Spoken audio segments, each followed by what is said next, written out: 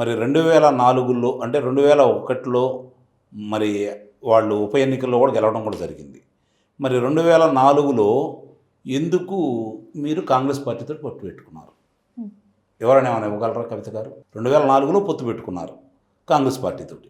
2009లో Telugu Desam party కమ్యూనిస్టులతో కలిసి పొత్తు పెట్టుకున్నారు. అంటే మీరు ఒక రాజకీయ పార్టీ పెట్టిన తర్వాత రాజకీయ పార్టీ విస్తరించాలనే క్రమంలో భాగంగా అప్పటి వరకు బలంగా ఎవరున్నారో వాళ్ళతోటి కలిసి వెళ్ళటం అనేది రాజకీయ పార్టీల యొక్క నైజం. ముందు తన ఉనికిని కాపాడుకోవాలి కదా. ఒకసారి కనుక ఇప్పుడు 2014లో ఆయన పార్టీ ప్రకటించారు, కానీ 2004లో పోటీ చేయాలి. 2014లో పోటీ చేయలే. 2014లో పార్టీ ప్రకటించారు, 2014లో ఆయన పోటీ చేయలే. ఆ రోజు రాష్ట్రం విభజన జరిగింది కాబట్టి, ఆ రోజు ఆంధ్ర రాష్ట్రానికి చంద్రబాబు నాయుడు గారు అవసరం ఉందని గుర్తించాడు కాబట్టి ఆ రోజు ఆయన మద్దతు తెలపడం కూడా జరిగింది. పోటీ చేయలే. 2019లో పోటీ చేశాడు. ఆయన గెలవలేదు, కానీ ఆయన పార్టీ తరఫున ఒకటి గెలిచారు. గమనించుకోవాలి ఇక్కడ. 2019లో పరిస్థితి అర్థమైపోయింది.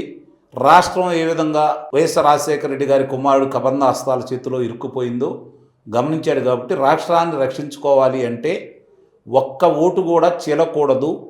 చీలితే మళ్ళీ వాళ్ళే అధికారంలోకి వస్తే రాష్ట్రం ఏ విధంగా అవుతుందో ఈ 5 సంవత్సరాల పరిపాలన మనకు ప్రత్యక్ష తార్కాణం కాబట్టి మళ్ళీ అలాంటి ఉదంతం జరగకూడదన్న ఉద్దేశంతో తెలుగుదేశం పార్టీతో కలిశారు. అలాగే భారతీయ జనతా పార్టీని కూడా తీసుకొని ముగ్గురు కలిసి పోటీ చేసే క్రమంలో భాగంగా సింహభాగం ఆయనకే దక్కుతుంది.